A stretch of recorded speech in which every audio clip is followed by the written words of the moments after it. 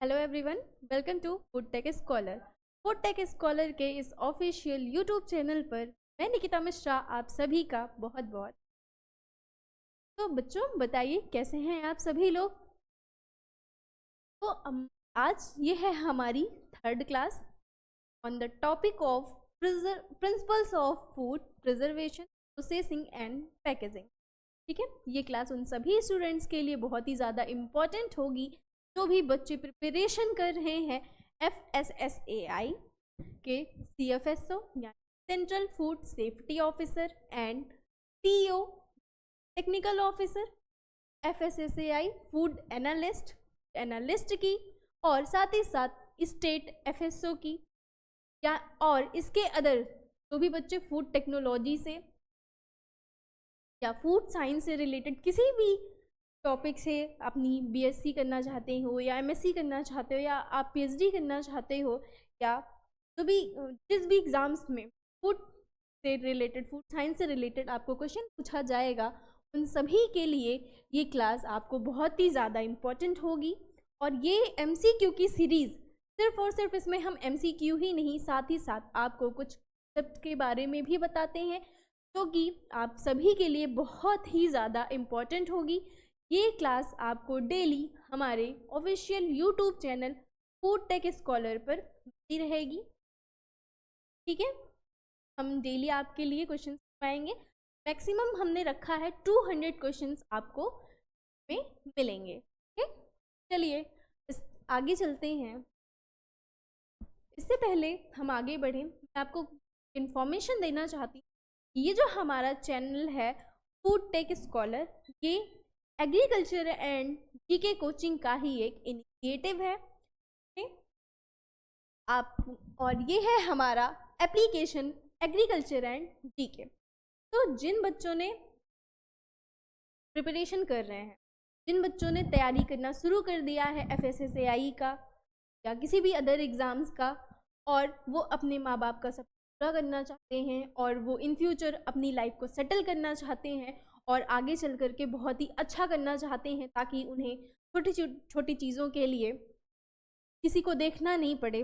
तो बच्चों मैं आपको बता दूं कि हमारे एप्लीकेशन पर आपको सभी एग्ज़ाम्स के लिए हमारे कोर्सेज अवेलेबल हैं। साथ ही साथ आपको इस पर टेस्ट सीरीज़, स्टडी मटेरियल और कई सारे फ्री कोर्सेज प्रोवाइड कराए जाते हैं। और इसके अलावा हमारे एक्सपर्ट्स के द्वारा डेली आपको हमारे एप्लीकेशन एग्रीकल्चर एंड GK पे फ्री क्विजेज भी अवेलेबल होती है। और इसके साथ आपको हमारे एप्लीकेशन पर ही ICR के नोट्स भी प्रोवाइड कराए जाते हैं। और जितने भी एग्ज़ाम्स हैं, जो भी एग्ज़ाम्स होने वाले हैं लेवल पे हो या इंडिया लेवल पे हो या कोई भी एग्ज़ाम्स होता है, एग्ज़ाम्स के जो भी डिटेल्ड सिलेबस होते हैं वो भी आपको हमारे एप्लीकेशन सिलेबस सेक्शन मिल जाएगा। ओके, और यूट्यूब पे जितनी भी क्लासेस होती हैं सभी के नोट्स भी आपको हमारे एप्लीकेशन पर मिल जाएंगे। साथ ही साथ सभी एग्ज़ाम्स के प्रीवियस ईयर क्वेश्चन पेपर भी आपको प्रीवियस ईयर सेक्शन पे हमारे एप्लीकेशन पर ही आपको मिलेंगे। क्योंकि कोई भी एग्ज़ाम्स आप प्रिपेयर कर रहे हो, किसी भी एग्ज़ाम की प्रिपरेशन आपने स्टार्ट की, तो सबसे पहले और सबसे हेल्पफुल पॉइंट होता है प्रीवियस ईयर क्वेश्चन पेपर। क्योंकि प्रीवियस ईयर क्वेश्चन पेपर ही एक ऐसी चीज़ होती है जिसकी मदद से हम अपनी तैयारी को थोड़ा सा बूस्ट कर सकते हैं। क्यों कि हमको आइडिया मिल जाता है, हमको पता चल जाता है कि किस तरीके से क्वेश्चंस पूछता है बोर्ड या जो भी ऑर्गेनाइजेशन है या जो भी स्टेट लेवल पर या इंडिया लेवल पर किस तरीके से वो क्वेश्चंस को पूछते हैं, क्या उनकी प्रोसेस होती है, साथ ही साथ किस सेक्शन से ज़्यादा क्वेश्चन पूछे जा रहे हैं, कहाँ से ज़्यादा टॉपिक्स उठाए जा रहे हैं, इसके बारे में हमको बहुत ही अच्छे से पता चल जाता है। ठीक है, इसलिए प्रीवियस ईयर के क्वेश्चन पेपर भी हमारे लिए बहुत ही हेल्पफुल होते हैं, क्योंकि तो आपको हमारे एप्लीकेशन पर ज़रूर मिले जाएंगे सभी एग्ज़ाम्स के, और उनको आप देख करके अंदाज़ा लगा सकते हो कि हाँ हम कैसे क्वेश्चंस आने वाले। ठीक है, ये बच्चों, तो जो भी बच्चे नए हैं और उन्होंने अभी तक हमारे एप्लीकेशन एग्रीकल्चर एंड जीके के एप्लीकेशन को इंस्टॉल नहीं किया है वो ज़रूर से ज़रूर जाकर इंस्टॉल कर लें, और एप्लीकेशन को इंस्टॉल करने का लिंक आपको हमारे वीडियो के डिस्क्रिप्शन बॉक्स में मिल जाएगा। और साथ ही साथ वीडियो के डिस्क्रिप्शन बॉक्स में तो आपको लिंक मिल जाएगा, और अगर आप वहाँ से डाउनलोड नहीं कर पा रहे हैं तो आप अपने मोबाइल के एप्लीकेशन गूगल प्ले स्टोर पे जाइएगा, वहाँ पर भी जाकर के आप हमारे application agriculture and GK install कर सकते हैं। आइए आगे चलते हैं। अब हम लोग, ये है हमारा YouTube channel food tech scholar. तो जो भी बच्चे तैयारी कर रहे हैं फूड टेक या फूड साइंस से रिलेटेड, और उनको बहुत ही इम्पोर्टेंट क्लास चाहिए, बहुत ही हेल्पफुल क्लास चाहिए, तो सभी बच्चे ज़रूर से ज़रूर हमारे यूट्यूब के ऑफिशियल प्लेटफॉर्म को ज़रूर से ज़रूर सब्सक्राइब कर लें। साथ ही साथ बेल आइकन को प्रेस करना बिल्कुल ना भूलें, जिससे आगे आने वाले सभी वीडियोस का नोटिफिकेशन आपको पहले से।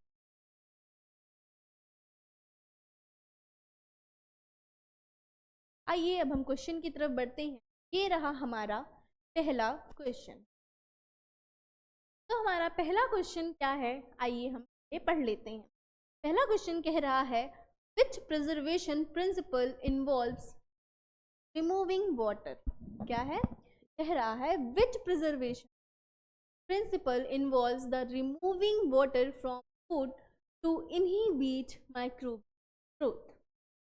इसमें क्या है प्रश्न, किस संरक्षण सिद्धांत में सूक्ष्म जीवों की वृद्धि को रोकने के लिए भोजन से पानी निकालना।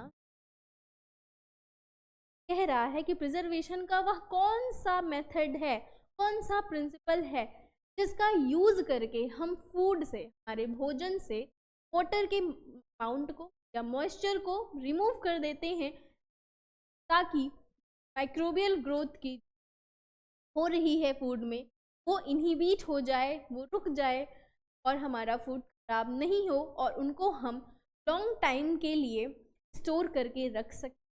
तो यहाँ पे आपको जो ऑप्शंस दिए हैं, आइए देखते हैं क्या क्या ऑप्शंस हैं। पहला ऑप्शन आपको दिया है डिहाइड्रेशन, जिसको हिंदी में कहते हैं निर्जलीकरण।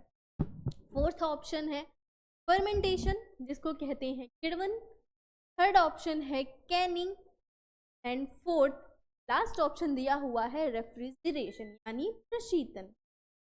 तो आपको बताना होगा क्या होगा ऑप्शन। सबसे पहले हम समझ लेते हैं रेफ्रिजरेशन के बारे में और कैनिंग के बारे में, फर्मेंटेशन क्या है और डिहाइड्रेशन। ठीक है, तो सबसे पहले हम स्टार्ट करते हैं डिहाइड्रेशन, निर्जलीकरण से। निर्जलीकरण यानी कि डिहाइड्रेशन क्या होता है, ये एक प्रिजर्वेशन का एक मेथड माना जाता है। साथ ही साथ मैं आपको बता दूं बच्चों कि डिहाइड्रेशन जो है एक एंशिएंट मेथड है, एक एंशिएंट मेथड है preservation. Hydration is known as ancient method of preserve. और इसमें होता क्या है, जो माइक्रोब्स अवेलेबल होते हैं हमारे फूड्स में, उनकी ग्रोथ को रोकने के लिए, यानी ताकि उनकी, साथ ही साथ जो भी एंजाइमिक एक्टिविटी हो रही है उनको रोकने के लिए, और फूड से मॉइस्चर को रिमूव कराने के लिए जितनी भी हम प्रोसेस करते हैं वही हमारा क्या कहलाता है, डिहाइड्रेशन कहलाता है। मतलब क्या हुआ कि डिहाइड्रेशन क्या है, डिहाइड्रेशन वो है कि जिसमें माइक्रोब्स प्रिजर्वेशन का एक मेथड होता है, जिसमें माइक्रोब्स की वृद्धि को रोकने के लिए और एंजाइम की एक्टिविटी को स्टॉप करने के लिए फूड से मॉइस्चर को निकालने की प्रक्रिया ही डिहाइड्रेशन। और डिहाइड्रेशन हम करते क्यों हैं, ताकि हमारा फूड है उनकी सेल्फ लाइफ को इन्हेंस किया जा सके और माइक्रोब्स की एक्टिविटी को हम स्टॉप कर सके, रोक सके। ओके, और साथ ही साथ क्या होगा कि डिहाइड्रेशन जो होता है, डिहाइड्रेशन के द्वारा हम करते क्या हैं, जो भी फंगस हैं, बैक्टीरिया, वायरस या जितने भी हार्मफुल माइक्रोब्स हैं जो कि हमारे फूड को स्पॉइल्ड कर देते हैं, उनकी वृद्धि को रोका जा सके, और उनको बढ़ने से जब हम रोक देते हैं तो वो फूड्स को स्पॉइल्ड नहीं कर पाते हैं। ठीक है, इससे होता क्या है कि हम लॉन्ग टर्म तक फूड को स्टोर करके रख सकते हैं। ठीक है, एक बात और मैं आपको बताऊं कि जो भी डिहाइड्रेटेड प्रोडक्ट होता है उनका जो वेट होता है वो लाइट हो जाता है। वेट जो है हाइड्रेटेड प्रोडक्ट का वेट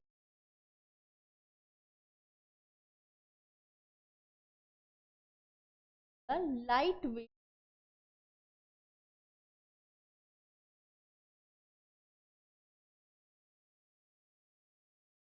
ऑफ डिहाइड्रेट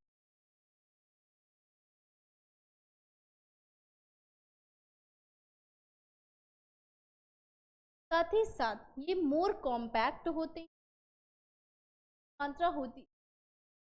मात्रा है वो क्या होती है, बहुत ही ज्यादा सघन हो जाती है।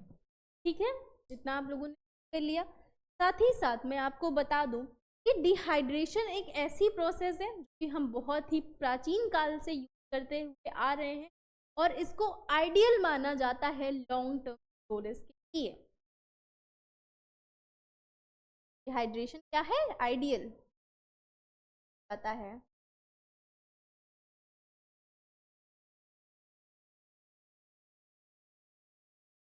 और लॉन्ग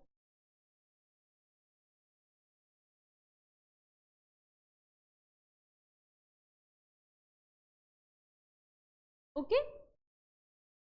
और एक बात मैं बता दूं का एम क्या होता है, डिहाइड्रेशन करने से लाभ क्या है, इसके बारे में नोट करिएगा।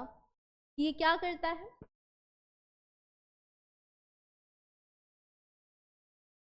का एम है इनहेंस सेल्फ लाइफ,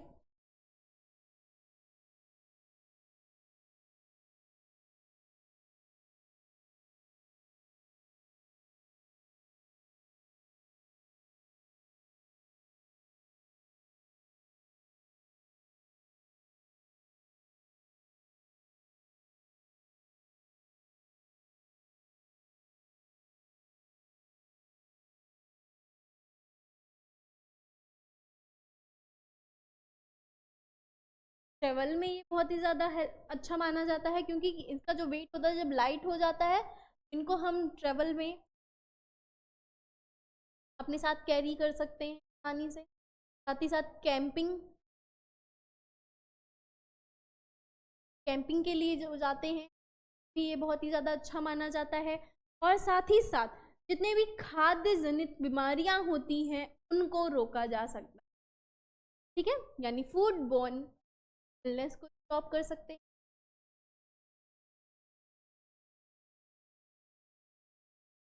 और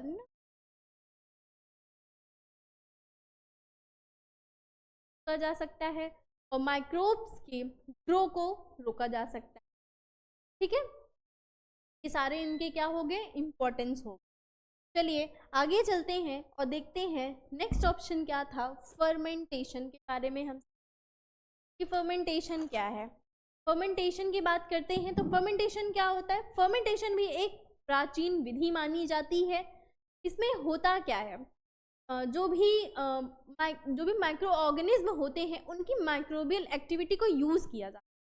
माइक्रो ऑर्गेनिज्म के माइक्रोबियल एक्टिविटी, माइक्रो ऑर्गेनिज्म क्या क्या आ सकते हैं, बैक्टीरिया हो गया, फंजाई हो गया, ईस्ट हो गया, वायरस हो गया।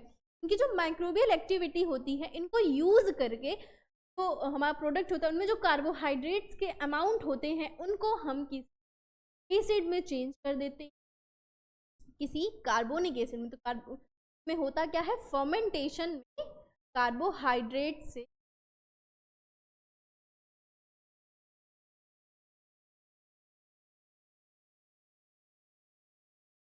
कार्बोहाइड्रेट को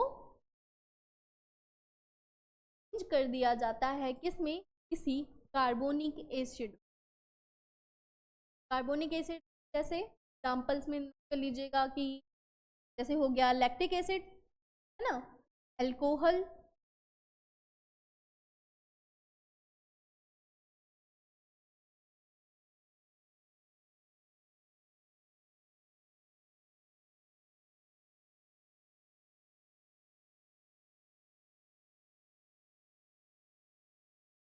ठीक है, लैक्टिक एसिड, अल्कोहल, ठीक है।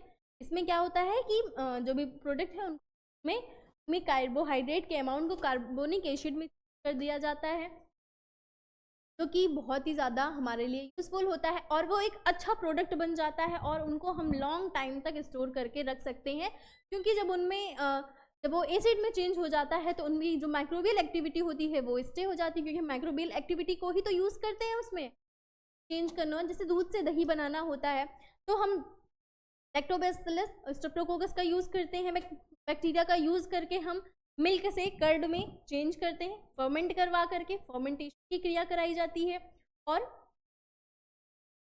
सिरका बनाया जाता है, केन से सिरका बनाया जाता है और जामुन से सिरका बनाया जाता है ना। और होता क्या है फर्मेंटेशन में, ऐसा किया जाता है कि जब हम माइक्रोबियल एक्टिविटी को यूज़ करते हैं तो उनका यूज़ करके हम जो इन्वायरमेंट होता है उसको इस तरीके से चेंज कर देते हैं कि जितने भी रोगजनक बैक्टीरिया हो या रोगजनक जीव होते हैं उनकी वृद्धि ना हो पाए, और जब उनकी वृद्धि नहीं हो पाएगी तो वो फूड को स्पॉइल्ड नहीं कर पाएंगे, ठीक है। और साथ ही साथ होता क्या है, जब कार्बोहाइड्रेट से कार्बोनिक एसिड में चेंज होता है तो उन प्रोडक्ट का क्या होता है, पीएच वैल्यू कम हो जाती है, तो पीएच वैल्यू हो जाती है, pH value of the product, okay. और साथ ही साथ ये करता क्या है, सेल्फ लाइफ को इनहेंस करता है, माइक्रोबियल्स की एक्टिविटी को रोक यूज करता है, साथ ही साथ जो फूड्स का फ्लेवर हो गया, कलर हो गया और टेक्सचर हो गया उसको मेंटेन करने में ये फर्मेंटेशन हेल्प करता है। साथ ही साथ ये हेल्थ के लिए बहुत ही ज़्यादा बेनिफिशियल भी माना जाता है। और मैं आपको बता दूं कि फर्मेंटेशन एक ऐसी प्रोसेस होती है जो कि प्रोसेसिंग और प्रिजर्वेशन का एक इम्पॉर्टेंट पार्ट मानी जाती है, क्योंकि इसके ज़रिए हम फूड को काफ़ी लंबे समय तक प्रिजर्व करके रख सकते हैं। नेक्स्ट ऑप्शन क्या दिया हुआ है समझ लेते हैं, कैनिंग के बारे में। कैनिंग के बारे में मैंने आपको पहले की क्लासेस में ऑलरेडी बता के रखी है, हमारी जो पहली और दूसरी क्लास हुई है, जिन्होंने नहीं देखा है वो ज़रूर से ज़रूर पहली और दूसरी क्लास को देखिएगा, आपको बहुत ही अच्छे से समझ में आएगा, क्योंकि मैंने उसमें बहुत ही ज़्यादा डिटेल्स में आपको बताया है। तो यहाँ पे हम आपको समझा देते हैं कि कैनिंग क्या होती है। कैनिंग वो प्रोसेस होती है प्रिजर्वेशन की जिसमें फूड को स्टोर किया जाता है किसी एयर टाइट ग्लास कंटेनर में, और उसके बाद क्या किया जाता है, जब हम उसको स्टोर कर देते हैं देन उसको हम हीट करते हैं। यही प्रक्रिया क्या कहलाती है, कैनिंग की कहलाती है। और नेक्स्ट ऑप्शन दिया हुआ है क्या, रेफ्रिजरेशन, प्रशीतन। प्रशीतन का काम क्या है, ये करता क्या है, जो भी सरफेस हुआ, स्पेस है या कोई मटेरियल है या कोई सिस्टम है, उनको जो एम्बियंट टेम्परेचर है, जो हमारा वातावरण का, जो हमारे परिवेश का जो टेम्परेचर होता है, उनको कम करना, यानी कि उस एम्बियंट टेम्परेचर को कम करके ठंडा करना ही रेफ्रिजरेशन आता है। इससे होता क्या है, जब कम तापमान बन जाता है तो कम तापमान बनाए रखने के लिए हम रेफ्रिजरेशन का यूज़ करते हैं। इसकी वजह से जो माइक्रोब्स होते हैं उनका ग्रो होना रुक जाता है, और साथ ही साथ फूड्स हैं उनको हम लंबे समय स्टोर कर सकते हैं। और रेफ्रिजरेशन जो है एक आर्टिफिशियल मेथड होता है किसी भी प्रोडक्ट को होल्ड करने। रेफ्रिजरेशन इज अ आर्टिफिशियल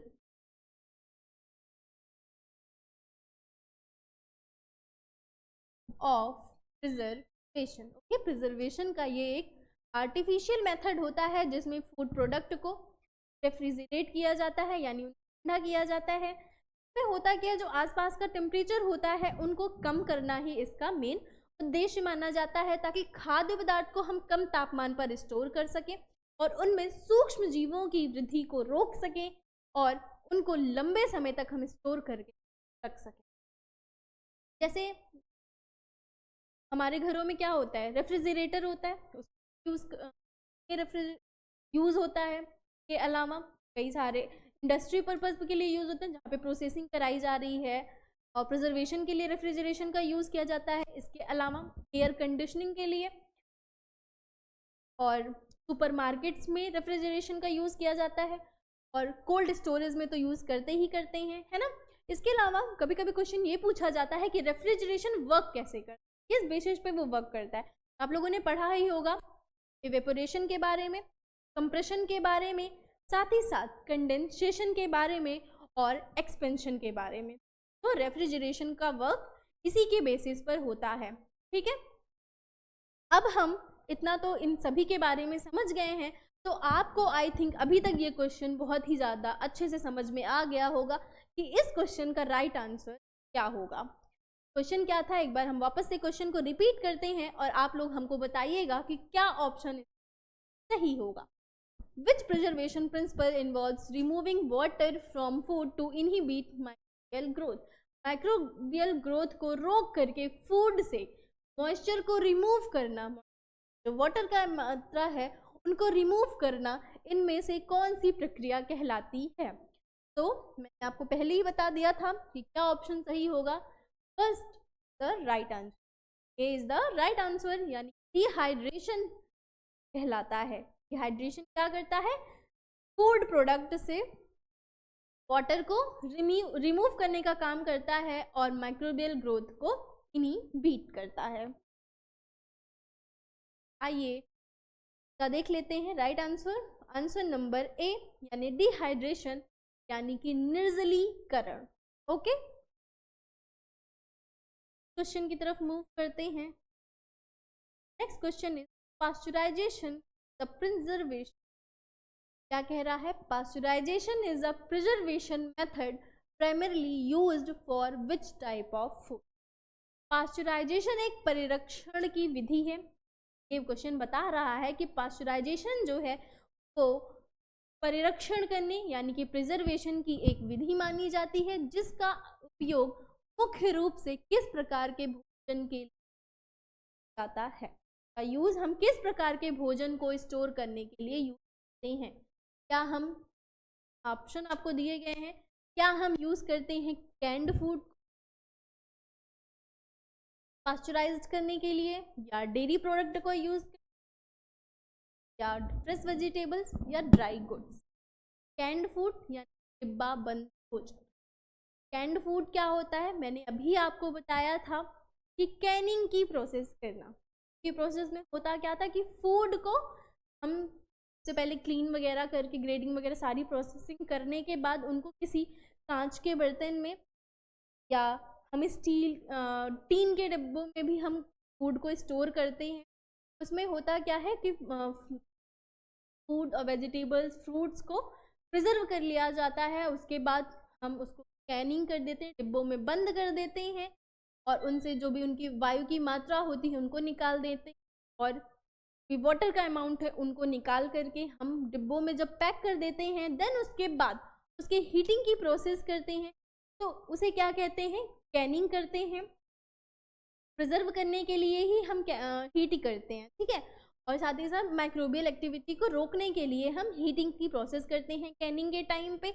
और जब हम कैनिंग कर देते हैं तो उनमें जो प्रोडक्ट होता है, जो फूड होता है, उनको हम कैंड फूड कहते हैं। कैंड फूड कई सारे फूड्स होते हैं जिनको हम कैन कर सकते हैं, जैसे फ्रूट्स हो गए, वेजिटेबल्स हो गए। फ्रूट्स में पीच हो गया, पाइनएप्पल हो गया, एप्पल हो गया, इन सब का यूज़ करते हैं। वेजिटेबल्स में बात कर लेते हैं तो वेजिटेबल्स में जैसे किया जाता है स्पिनच, बीन्स, पी, हरी मटर। हरी मटर का तो मैक्सिमम सभी लोग यूज़ करते हैं पूरे साल तक। जब वो कैंड प्रोडक्ट ही तो होता है जिसको हम पूरे साल तक यूज़ करते हैं, कभी भी ये करके without the season of P. Off season में भी हम उन जो भी कैंड फूड होते हैं ऑफ सीजन के टाइम पे भी हम उनका यूज कर सकते हैं। कैरेट, कैबेज और कॉलीफ्लावर, ठीक है, इन सभी को कैंड किया जाता है। नेक्स्ट ऑप्शन क्या दिया है, डेयरी प्रोडक्ट, यानी कि डेयरी उत्पाद। डेयरी उत्पाद क्या हुआ, डेयरी उत्पाद यानी कि दूध के द्वारा, मिल्क का यूज करके जब कोई प्रोडक्ट बनाया जाता है तो उनको ही हम डेयरी प्रोडक्ट कहते हैं। मिल्क हमें मिलता कहाँ से है, मैमल्स के द्वारा मिलता है। मिल्क हमें मैमल्स से मिलता है। मैमल्स में भी अगर कॉमनली पूछा जाए तो काऊ हो गया, बुफैलो,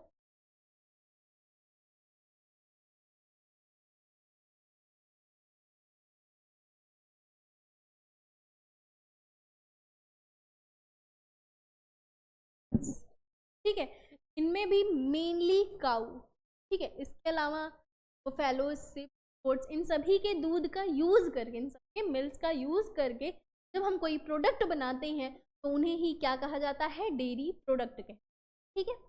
डेयरी प्रोडक्ट में क्या क्या बन सकता है, जैसे कर्ड हो गया, योगर्ट हो गया, बटर हो गया, बटर मिल्क हो गया, छाछ और घी, खोआ, ओके, पनीर, ये सारे क्या होते हैं, ये डेयरी प्रोडक्ट होते हैं।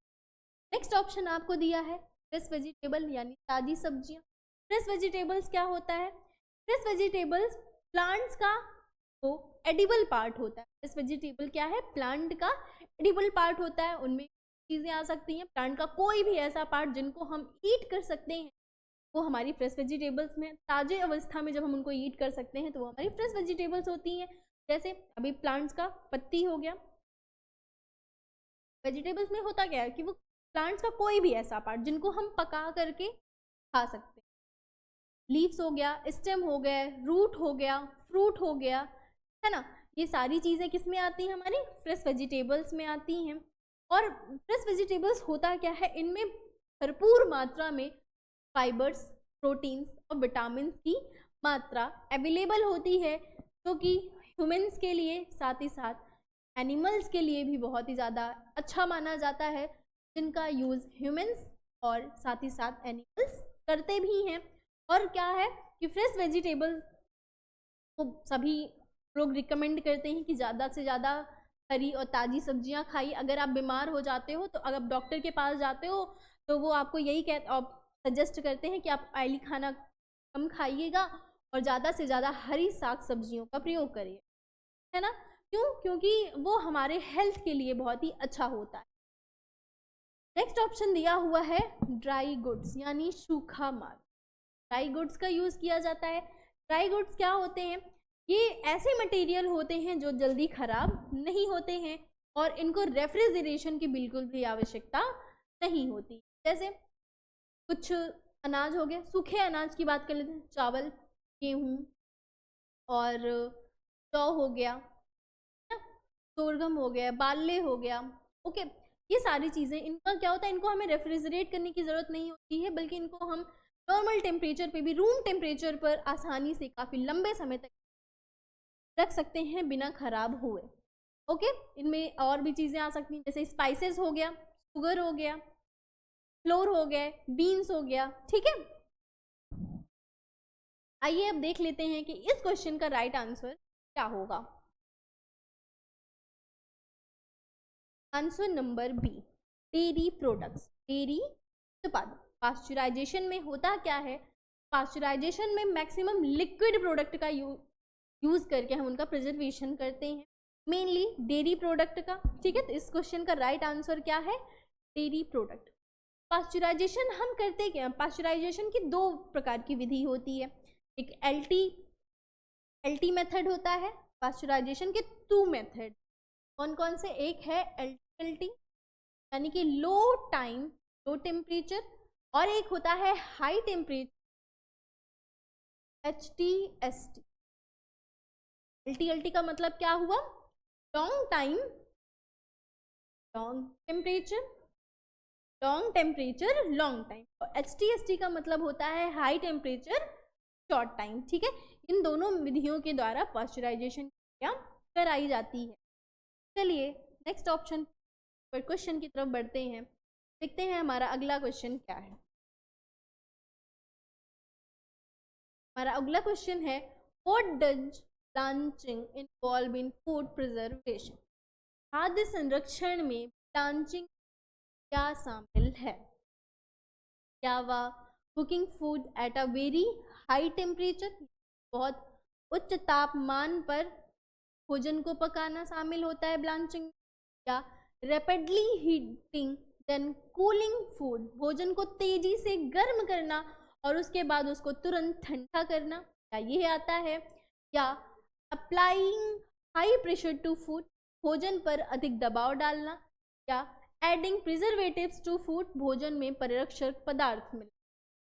ठीक है, तो ब्लांचिंग के बारे में सबसे हम पहले समझ लेते हैं कि फूड प्रिजर्वेशन में ये ब्लांचिंग होता क्या। जब हम ब्लांचिंग के बारे में समझ लेंगे तो आप जान जाएंगे कि क्या है। ब्लांचिंग में होता क्या है कि ये कुकिंग का एक मेथड माना जाता है। ब्लांचिंग जो है कुकिंग का प्रोसेस होता है जिसमें फूड को आमतौर पर क्या करते हैं, पहले हम गर्म उबलते हुए गर्म पानी या भाप में कुछ मिनट के लिए डालते हैं, उसके बाद उसे तुरंत निकाल करके बर्फ के पानी में, बर्फ वाले पानी में जो ठंडा होता है, एकदम चिल्ड होता है, बर्फ वाला वाटर होता है, उनमें हम तुरंत के तुरंत फूड को डाल देते हैं। यही प्रोसेस हमारी क्या कहलाती है, ब्लांचिंग। यानी कि आप कह सकते हो कि blanching is process where food can be heat और in boiled water or then cold immediately in by using cold water. Okay, चलिए इसमें होता क्या है कि कुछ देर, जैसे हम कुछ देर के लिए उसको उबलते हुए पानी में डालते हैं, तो उसके बाद तुरंत उसको निकाल करके ठंडे पानी से हम उसको डाल देते हैं। इससे ऐसा करते क्यों कि पहले उनको गर्म किए और तुरंत उसको ठंडे पानी में डाल दिए। ऐसा इसलिए किया जाता है ताकि जो सूक्ष्म जीव हैं, उनकी जो वृद्धि है, उनकी जो एक्टिविटी हो रही है वो रोकी जा सके और फूड को लंबे समय तक स्टोर कर सके। साथ ही साथ फूड के कलर के लिए, टेक्सचर के लिए, उनके फॉर्म को बनाए रखने की क्या विधि अपनाई जाती है। ठीक है, और भंडारण के टाइम पे यानी स्टोरेज के टाइम पे जो भी माइक्रोब्स की एक्टिविटी होती है, उनको निष्क्रिय किया जा सके, उनको मारा जा सके, को हटाया जा सके, उसके लिए हम ब्लांचिंग की क्रिया को करते हैं। ठीक है, चलिए आगे देखते हैं। एक चीज और मैं आपको बताऊंगी कि ब्लांचिंग जो है, ब्लांचिंग का जो टाइम होता है और टेम्परेचर होता है वो according to the food product vary करता है। तब अलग अलग तरीके के फूड होते हैं, उनके आकार, उनके प्रकार के अकॉर्डिंगली ब्लांचिंग की क्रिया करी जाती है। आइए अब देखते हैं कि ब्लांचिंग इसमें क्या होता है। तो ब्लांचिंग के बारे में मैंने आपको बताया कि ब्लांचिंग क्या होता है, पहले फूड को हम गर्म करते हैं, देन उसको तुरंत ही ठंडे पानी में हम उसे ठंडा कर देते हैं, यही क्रिया हमारी ब्लांचिंग कहलाती है। तो इनमें से कौन सा ऑप्शन सही होगा? क्या cooking food at a very high temperature, गर्म तापमान पर, बहुत ही अधिक तापमान पर फूड को पकाना, क्या ये होगा? तो नहीं, अभी आपको समझाया, ये तो बिल्कुल भी नहीं होगा। Applying high pressure to food, भोजन पर अधिक दबाव डालने की वजह से क्या होती है ब्लांचिंग की? नहीं, ये ब्लांचिंग की प्रोसेस नहीं है। एडिंग प्रिजर्वेटिव्स टू फूड, भोजन में परिरक्षक पदार्थ मिलाना, क्या ये ब्लांचिंग को डिफाइन कर रहा है? तो नहीं, ये भी ब्लांचिंग को डिफाइन नहीं करता है। तो इसलिए आपका ऑप्शन नंबर बी इस क्वेश्चन का राइट आंसर माना जाएगा, यानी rapidly heating then cooling food, यानी भोजन को तेजी से गर्म करना और फिर ठंडा करना ही ब्लांचिंग कहलाता है। आइए इस क्वेश्चन का राइट आंसर देख लेते हैं, क्या है answer number B, rapidly heating then cooling food, यानी भोजन को तेजी से गर्म करना और फिर ठंडा करना ही ब्लांचिंग मानी जाती है। आइए नेक्स्ट क्वेश्चन की तरफ बढ़ते हैं, देखते हैं हमारा अगला क्वेश्चन क्या होगा।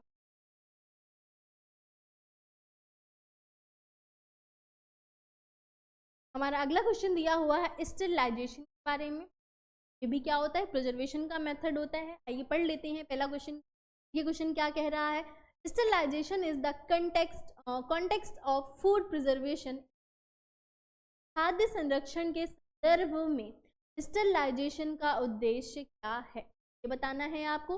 पहला ऑप्शन दिया है eliminate all micro organism including spores from food, भोजन से बीजाणु सहित सभी सूक्ष्म जीवों को हटा देना। क्या ये स्टेरिलाइजेशन का उद्देश्य है? क्या reduce the pH level of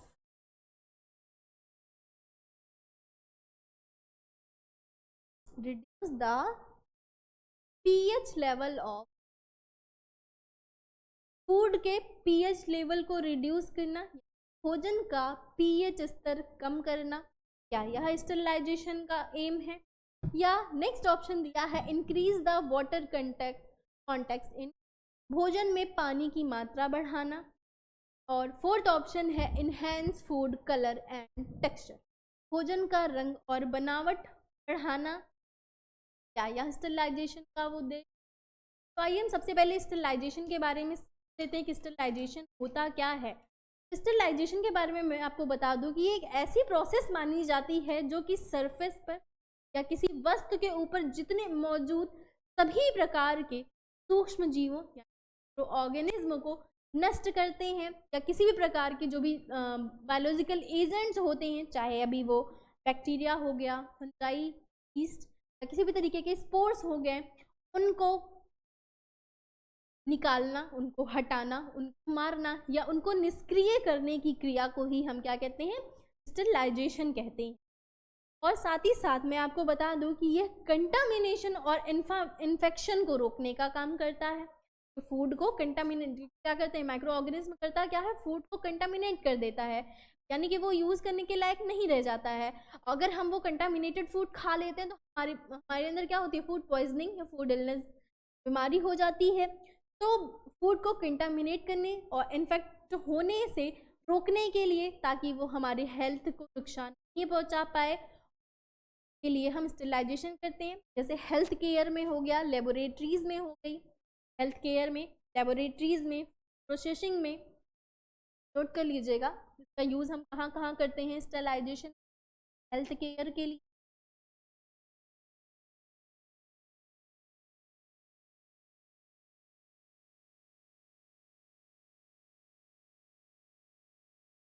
में,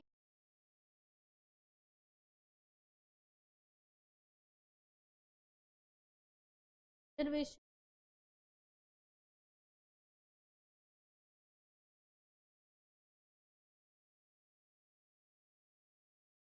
लेबोरेटरी,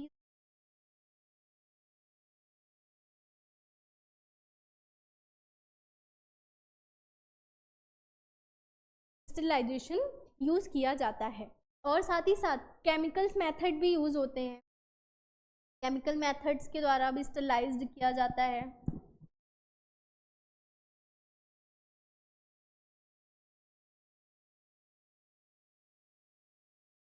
ठीक है, कई सारे और मैं आपको बता दूं केमिकल मेथड का यूज़ किया जाता है स्टेरिलाइज करने। कई सारे फिजिकल मेथड होते हैं, जैसे हीट हो गया, इरेडिएशन की क्रिया हो गई, फिल्ट्रेशन हो गया, या केमिकल मेथड का यूज़ करके हम फूड को क्या करते हैं? स्टेरिलाइज्ड करते हैं। ओके, आइए देखते हैं इस क्वेश्चन का राइट आंसर क्या होगा। Answer number A, eliminate all micro organism including spores from food, भोजन से बीजाणुओं को सहित सभी सूक्ष्म जीवों को हटा देना ही स्टेरिलाइजेशन का मेन एम माना जाता है। ओके, चलिए नेक्स्ट क्वेश्चन की तरफ बढ़ते हैं, मूव करते हैं हम, देखते हैं हमारा नेक्स्ट क्वेश्चन क्या है। What is the main goal of blanching in food preservation? अभी मैंने आपको ब्लांचिंग के बारे में बताया। अभी इसमें पूछा गया है कि फूड प्रिजर्वेशन में ब्लांचिंग करने का मुख्य उद्देश्य क्या है? खाद्य संरक्षण में ब्लांचिंग का मुख्य उद्देश्य क्या है? टू इनहेंस फूड फ्लेवर, भोजन के स्वाद को बढ़ाने के लिए क्या यूज़ किया जाता है ब्लांचिंग को? या to remove toxins from food, भोजन से विषाक्त पदार्थों को निकालने के लिए यूज़ करते हैं? या to slow down enzymatic activity, enzymatic गतिविधि को धीमा करने के लिए? या टू इंक्रीज फूड वेट, भोजन का वजन बढ़ाने के लिए हम ब्लांचिंग का यूज़ करते हैं। अभी अभी मैंने आपको बताया था कि ब्लांचिंग में होता क्या है, फूड प्रोडक्ट को हम सबसे पहले उबलते हुए पानी में थोड़ी देर के लिए, कुछ मिनटों के लिए डालते हैं, गर्म करते हैं और देन उसको निकाल करके तुरंत हम उसको क्या करते हैं, ठंडे पानी में भेज देते हैं, ताकि उनमें जो माइक्रोब्स की एक्टिविटी हो और खाना जो पक रहा है, क्योंकि गर्म रहता है तो वो गैस से उतारने के बाद भी क्या होता है, वो थोड़ी देर पकता रहता है, तो उसको तुरंत के तुरंत रोकने के लिए, ताकि कुकिंग की जो प्रोसेस है वो स्टॉप की जा सके, उसके लिए हम तुरंत उसको गर्म पानी से निकाल करके तुरंत ही ठंडे पानी में हम डाल देते हैं। और ये होता क्यों है, बताइएगा जल्दी से। क्या वो स्वाद बढ़ाने के लिए ब्लांचिंग की क्रिया की जाती है, या एंजाइम्स की एक्टिविटी को धीमा करने के लिए ये की जाती है, या भोजन से विषाक्त पदार्थों को निकालने के लिए किया जाता है, या फूड का वेट बढ़ाने के लिए किया जाता है? आइए हम देख लेते हैं कि इस क्वेश्चन का राइट आंसर क्या होगा। इस क्वेश्चन का राइट आंसर दिया हुआ है to slow down enzymatic activity, यानी एंजाइमेटिक गतिविधि को धीमा करने के लिए ही हम ब्लांचिंग यूज करते, ब्लांचिंग की क्रिया हम इसीलिए करते हैं, यानी कि option number C is the right answer of this question. Okay, आइए नेक्स्ट क्वेश्चन की तरफ बढ़ें और देखें हमारा अगला क्वेश्चन क्या है।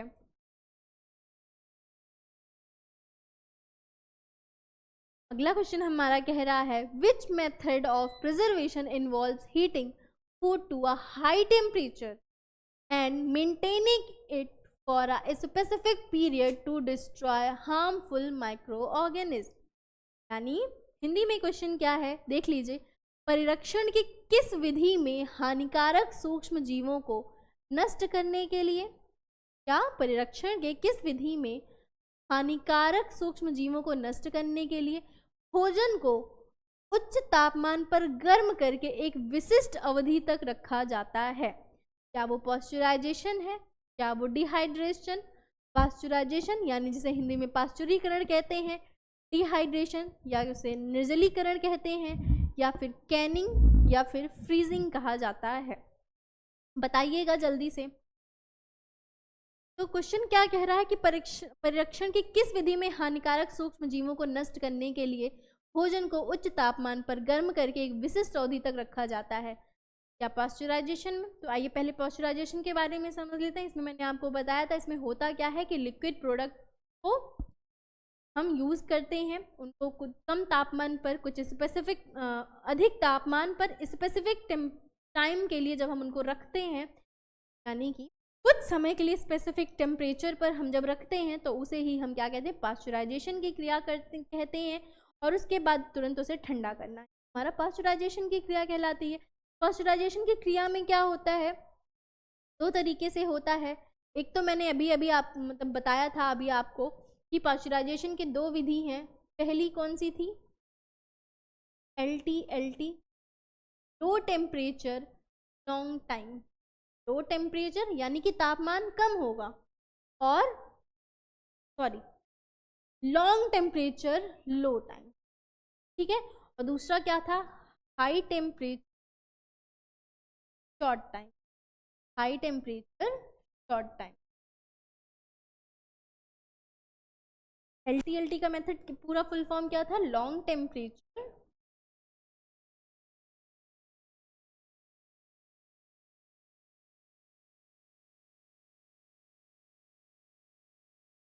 लो टाइम, यानी टेम्परेचर लंबा रखा जाएगा और टाइम कम रखा जाएगा।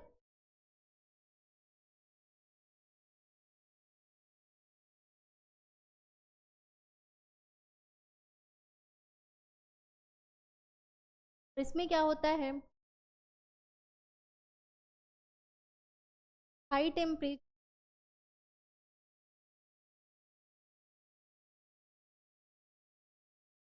शॉर्ट टाइम,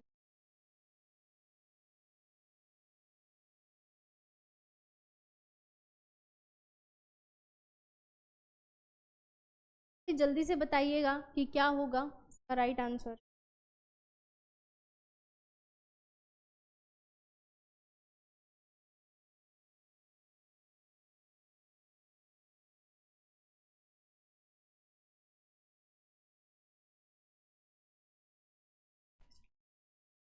एक सेकेंड, इसमें थोड़ा सा सुधार कर लीजिएगा। LT low temperature and long time, बार बार भूल जाती हूँ।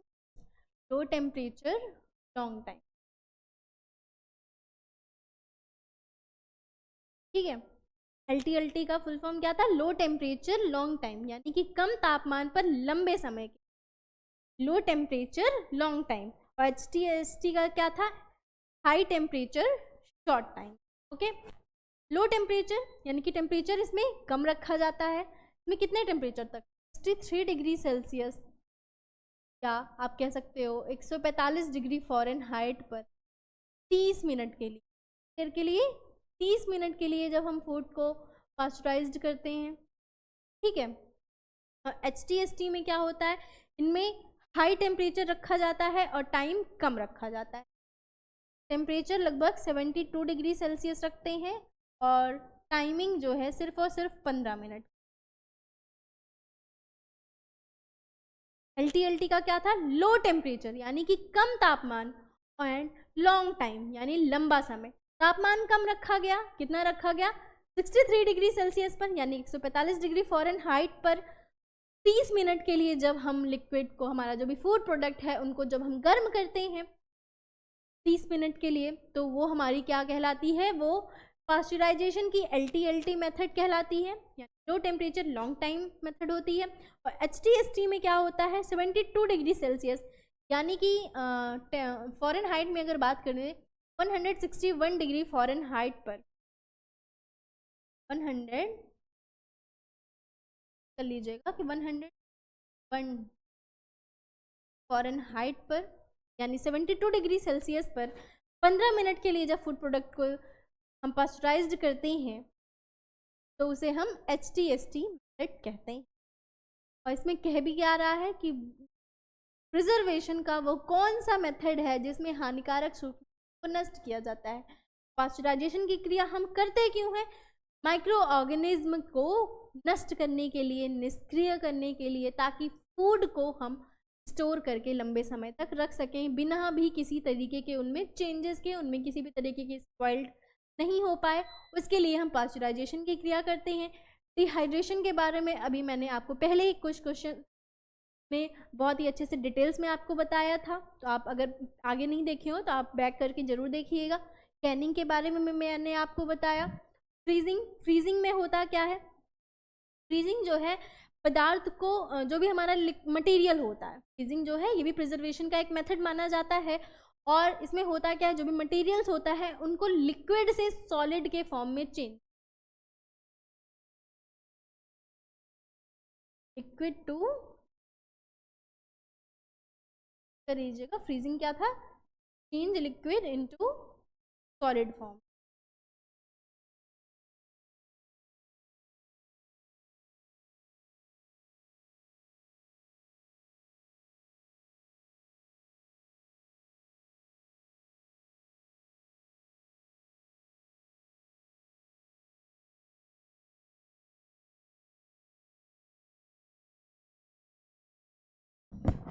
ठीक है, फ्रीजिंग में ये होता है। आइए देख लेते हैं इस क्वेश्चन का राइट आंसर क्या होगा। आई थिंक आपको समझ में आ गया होगा इस क्वेश्चन का राइट आंसर क्या होगा। क्या पास्चराइजेशन, डिहाइड्रेशन, या कैनिंग, या फ्रीजिंग। अभी आपको बताया कि परिरक्षण की किस विधि में हानिकारक सूक्ष्म को नष्ट करने के लिए भोजन को उच्च तापमान पर गर्म करके एक विशिष्ट अवधि तक रखा जाता है, तो वो किस में होता है? पास्चराइजेशन में होता है। दो मेथड थे, कौन कौन से? लो टेम्परेचर लॉन्ग टाइम, और दूसरा मेथड क्या था? HTST यानी high temperature short time.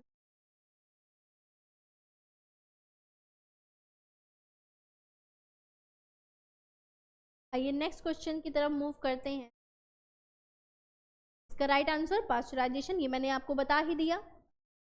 Next question की तरफ बढ़े उससे पहले मैं आपको इन्फॉर्मेशन देना चाहूँगी, जो भी बच्चे प्रिपरेशन कर रहे हैं FSSAI यानी उसमें central food safety officer, technical officer के लिए, तो उन सभी के लिए एक बहुत ही अच्छी खुशखबरी है कि हमारा platform agriculture and GK coaching उन सभी के लिए लेके आ गया है कंप्लीट कोर्स, जिसमें आपको सिलेबस के अकॉर्डिंग वीडियो लेक्चर्स प्रोवाइड कराए जाएंगे, जो कि लाइव होंगे, और साथ ही साथ लाइव के अलावा आप उनको बाद में डाउनलोड करके भी आप अपने फ्री टाइम में उसे देख सकेंगे। साथ ही साथ जो भी क्लासेस होंगी उनकी नोट्स भी आपको प्रोवाइड कराई जाएंगी, जो कि प्रिंटेबल फॉर्म में होगी। और साथ ही साथ फुल लेंथ मॉक टेस्ट होगा, यानी कि जैसे एग्जाम्स में क्वेश्चंस पूछे जाते हैं वैसे क्वेश्चंस आपको प्रोवाइड कराए जाएंगे, मॉक टेस्ट आपको मिलेगा। ये मॉक टेस्ट आपको हमारे एक्सपर्ट्स के द्वारा दिए जाते हैं। और साथ ही साथ एग्जाम्स के जो भी सिलेबस है उसके अकॉर्डिंग आपको ई बुक्स प्रोवाइड कराई जाएगी, जो कि प्रिंटेबल फॉर्म में होगी, यानी आप उसको प्रिंट करवा के रख सकते हो। और साथ ही साथ प्रीवियस ईयर क्वेश्चन पेपर भी आपको मिलेंगे। और तो जो भी बच्चे हमारे साथ जुड़ करके इस कोर्स की इस एग्ज़ाम्स की तैयारी करना चाहते हैं तो वो हमारे एप्लीकेशन पर जा करके इस कोर्स को परचेज़ कर सकते हैं। और इस कोर्स को परचेज़ करने के लिए आप इसकी प्राइस रखी गई है सिर्फ और सिर्फ 3199 रुपीज़, ठीक है।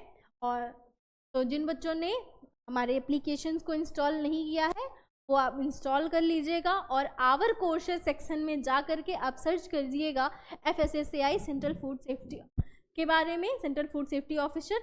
उसमें आपको हमारा ये कंप्लीट कोर्स दिख जाएगा, आप वहाँ से जाकर इसे परचेज कर लेंगे। और वीडियो जिन्होंने एप्लीकेशन नहीं इंस्टॉल किया है वो ज़रूर इंस्टॉल कर लीजिएगा। और साथ ही साथ अगर आपको इससे कोर्स से रिलेटेड या कुछ अदर एग्ज़ाम से रिलेटेड कुछ एक्स्ट्रा इन्फॉर्मेशन आपको चाहिए तो आपको हमारे डिस्क्रिप्शन बॉक्स में एक हेल्पलाइन नंबर दिया गया है, उस हेल्पलाइन नंबर पे जा करके आप कॉल करिएगा और आपको उस पर सारी इन्फॉर्मेशन मिल जाएगी। नेक्स्ट क्वेश्चन की तरफ मूव करते हैं। नेक्स्ट क्वेश्चन कह रहा है what is the temperature range typically used in pasteurization. पास्चुरीकरण में सामान्यतः किस सीमा तक प्रयोग किया जाता है तापमान, यानी पास्चुरीकरण में सामान्यतः किस तापमान पर सीमा का उपयोग किया जाता है, 100 से 120 डिग्री सेल्सियस या 60 to 75 डिग्री सेल्सियस या -18 to -23 डिग्री सेल्सियस या 200 to 220 डिग्री सेल्सियस। तो पहले वाले क्वेश्चन में मैंने अभी अभी आपको बताया कि LT में 63 डिग्री सेल्सियस, कितना LT यानी कि लो टेम्परेचर लॉन्ग टाइम में हम 63 डिग्री सेल्सियस पर 30 मिनट के लिए स्टोर करते हैं। और HTST में यानी हाई टेम्परेचर यानी कि 72 डिग्री सेल्सियस पर 15 मिनट्स के लिए जब हम फूड को गर्म करते हैं तो उन्हीं को हम क्या कहते हैं, पास्चराइजेशन की ये दो मेथड होते हैं। अभी आपको इसमें से रेंज में बताना है क्या 100 से 120 या 60 to 75 या -18 to -23 डिग्री सेल्सियस या 200 to 220 डिग्री सेल्सियस टेम्परेचर रखा जाता है। तो अभी मैंने आपको यहाँ पे लिख दिया है 63 लो टेम्परेचर में और हाई टेम्परेचर में 72 डिग्री सेल्सियस रखा जाता है।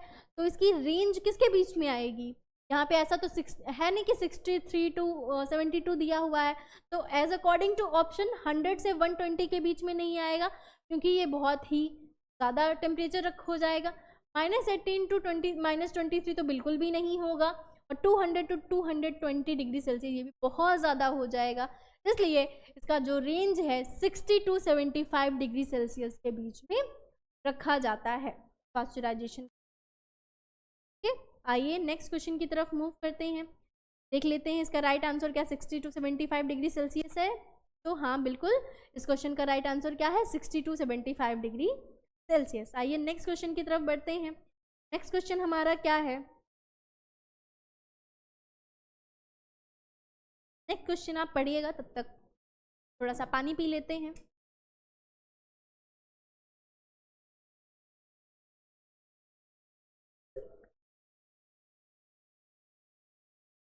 क्योंकि गर्मी बहुत है, बॉडी को हाइड्रेट रखना बहुत ही ज़्यादा ज़रूरी है ताकि डिहाइड्रेशन नहीं हो। ठीक है, और डिहाइड्रेशन के बारे में मैंने अभी अभी आपको बताया था, होता क्या है, मॉइस्चर का रिमूव होना, पानी का निकलना, पानी की कमी होना। ठीक है, चलिए क्वेश्चन पढ़ते हैं क्या है। Which of the following method preserves food by converting sugars into alcohols and acids inhibit the growth of harmful bacteria? निम्नलिखित में से कौन सी विधि शर्करा को अल्कोहल और अम्ल में परिवर्तित करके हानिकारक जीवाणु को वृद्धि को रोककर भोजन को संरक्षित करती है? क्या वो डिहाइड्रेशन में होता है, या फर्मेंटेशन में होता है, या फ्रीजिंग में, या फिर कैनिंग में होता है?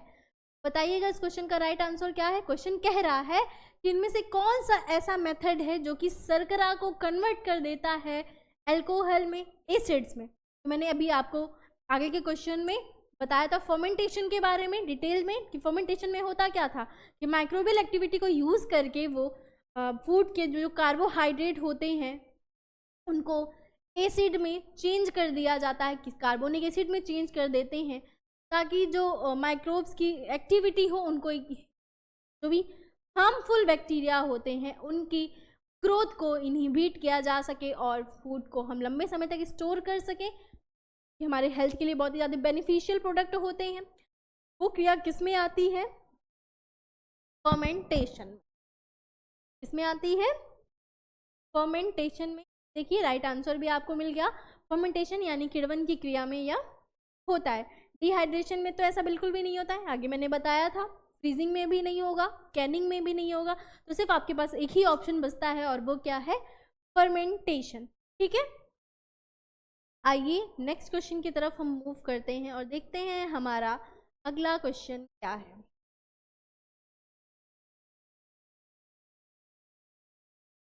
हमारा क्वेश्चन कह रहा है what does blanching do to food enzymes? Blanching से खाद्य एंजाइम पर क्या प्रभाव पड़ता है? खाद्य में जो एंजाइम्स पाए जाते हैं उनमें क्या इफेक्ट पड़ता है ब्लांचिंग की क्रिया करने के बाद?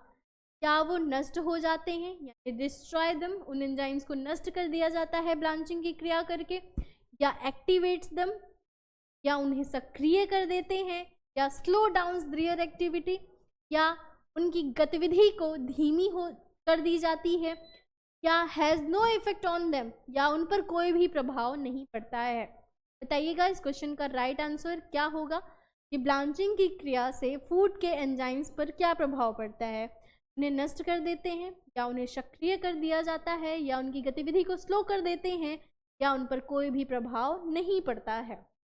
ब्लांचिंग के बारे में मैंने अभी आपको बताया कि वो क्या होता था। ब्लांचिंग में गर्म पानी में यानी उबलते हुए पानी में फूड को पहले हम थोड़ी देर के लिए रखते थे और तुरंत उसको निकाल करके ठंडे पानी में रख देते थे। तो सिर्फ ऐसा क्यों करते थे? माइक्रोब्स की एक्टिविटी को स्लो करने के लिए, है ना। इसमें से कौन सा ऑप्शन सही होगा? जल्दी बताइएगा। ये देख लेते हैं इस क्वेश्चन का राइट आंसर क्या है। क्वेश्चन का राइट आंसर है आंसर नंबर सी, यानी स्लो डाउन एक्टिविटी। मैंने बताया आपको कि ब्लांचिंग की क्रिया हम क्यों करते हैं? सिर्फ और सिर्फ एंजाइम्स और जो भी माइक्रोबियल एक्टिविटी है उनको, उनकी गतिविधि को कम, एक्टिविटी को कम करने के लिए ही हम ब्लांचिंग की क्रिया करते हैं, साथ ही साथ कुकिंग को रोकने के लिए।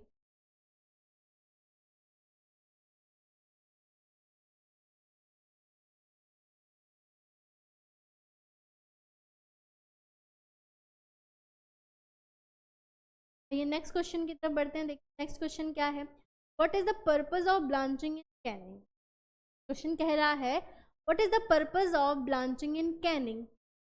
कैनिंग में ब्लांचिंग का उद्देश्य क्या है? गलती से, कैनिंग में ब्लांचिंग का उद्देश्य क्या है?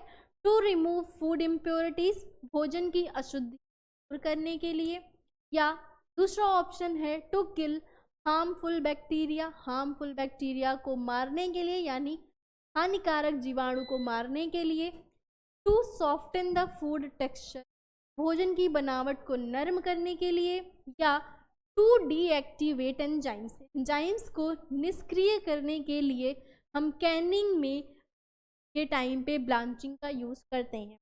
कि ब्लांचिंग की क्रिया में होता क्या है? गर्म करना। और कैनिंग में होता क्या था? हम फूड को जब कैंड कर देते थे देन उनको हीट करते थे, है ना। तो यही पूछा गया है कि ऐसा क्या इसमें से इसका उद्देश्य है कि कैनिंग के टाइम पे ब्लांचिंग करने का एम क्या रखा गया है, क्या है उसका पर्पस। देखते हैं इस क्वेश्चन का राइट आंसर क्या दिया हुआ है। इस क्वेश्चन का राइट आंसर है आंसर नंबर डी, यानी कि टू डीएक्टिवेट, क्या है, टू डीएक्टिवेट एंजाइम्स। एंजाइम्स को निष्क्रिय करने के लिए हम कैनिंग के टाइम पे ब्लांचिंग को करते हैं।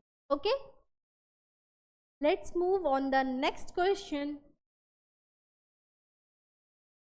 ओके, आज के लिए बस इतना ही। अगर आपको हमारी ये क्लास पसंद आई हो तो ज़रूर हमको बताइएगा। साथ ही साथ ये है हमारा फूड टेक स्कॉलर का टेलीग्राम चैनल।